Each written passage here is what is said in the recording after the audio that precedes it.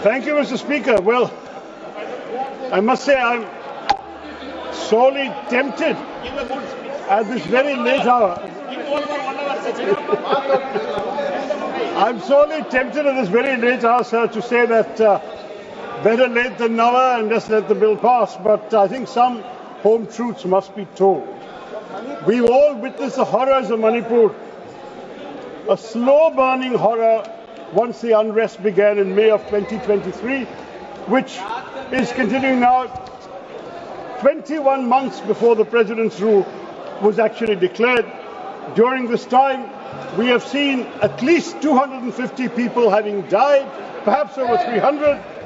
We've had more than 5,600 weapons and 6.5 lakh rounds of ammunition seized, looted from police armories, more than 70,000 people displaced, a lakh affected, and thousands still forced to live in relief camps.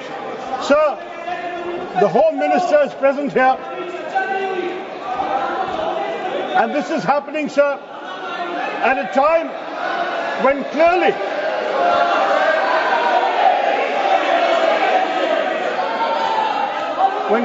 those responsible for maintaining law and order have not done their job. The issue of national security has been before this House, sir, and the fact that when we found all these tragedies happening, no decisive action was taken for almost 2 years. My party called repeatedly for an earlier imposition of President's rule. That did not happen, and I'm very sorry to see that it was only when the Chief Minister resigned on the 9th of February, the State Assembly had to reconvene by the 12th, but even though Article 174(1) of the Constitution requires it, it was not possible to convene the State Assembly. The Congress Party in Manipur had prepared a no-confidence resolution.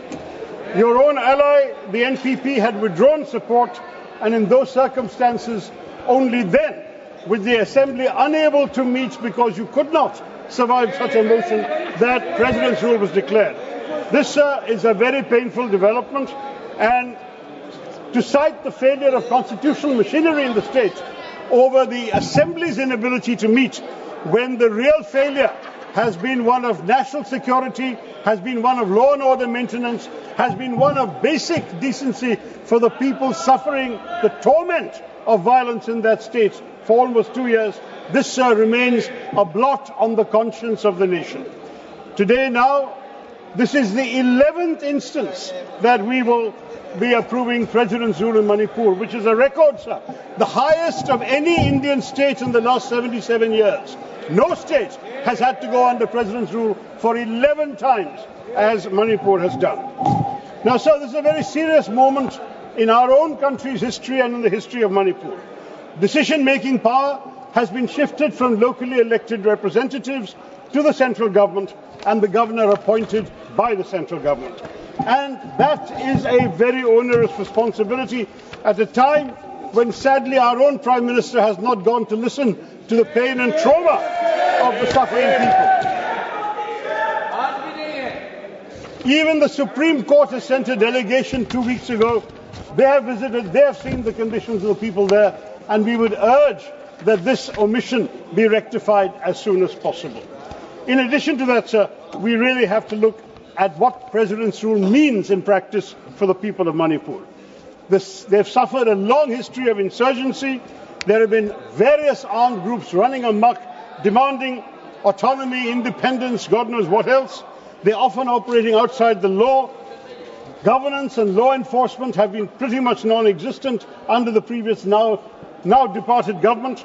And at the same time, as a result of this condition, infrastructure development has been hampered, economic growth has suffered, and integration with the rest of the country has been largely absent, sir. Manipur has a rich cultural heritage, natural resources, and yet it's struggling with economic underdevelopment, limited industrialization, high unemployment rates, and inadequate infrastructure. On top of that, the biggest crisis we're facing today, sir, is that there has been an erosion of public trust in the state of India, the state of Manipur, and its institutions. And that legitimacy has to be regained during this period of President's rule. On top of that, we are seeing The state is facing severe challenges from illegal immigration and drug trafficking, exacerbating the social and economic conditions I've mentioned. There has been, sadly, a situation where in 2023, a prominent Manipuri woman police officer resigned from the force, blaming the Chief Minister and the government for actually interfering in drug investigations and sheltering drug lords. This has been an absolute shame for the nation, sir. Now, in these circumstances, what do we want, Mr. Speaker? We would like to see President's rule seen as an opportunity to heal the state. It has to be an opportunity to foster dialogue amongst communities, to promote economic development, to ensure accountability in governance, and to respect constitutional values that have been cast to the winds over the last 2 years. It's essential now to restore the infrastructural power of the state. The state needs to restore its credibility. And here, President's rule is a necessary but not sufficient condition. It is necessary, yes, but at the same time, it has to be conducted responsibly by the governor in order to ensure normalcy is restored and that constitutional order once again means something in Manipur. We now have 288 companies of Central Armed Police Forces, 150 battalions of the Indian Army and the Assam Rifles. They can deal with the violent conflict and the insurgency, but at the same time we must be painfully conscious, sir, that when we devote such substantial resources to counterinsurgency operations, to law and order enforcement, we are diverting funds and attention from development projects, essential services like education and healthcare that the people of Manipur desperately need. Violent conflict primarily stems from a legitimacy crisis. And it's not the other way around, sir. It's the fact that the state has lost legitimacy that permits violence to run rampant. And the challenge now is to build legitimacy for the state. Create once again faith in the institutions. That's what the governor will have to do. And at the same time, end the insurgency and restore social order, peace and stability. And then the challenge for the government, and I'm sure the Home Minister will have to agree with us on this, must be to promote dialogue. Promote dialogue amongst communities that have been at war with each other, that have been alienated from each other. Promote inclusive policies that erase the divides in Manipur society. This, sir, is the task confronting us.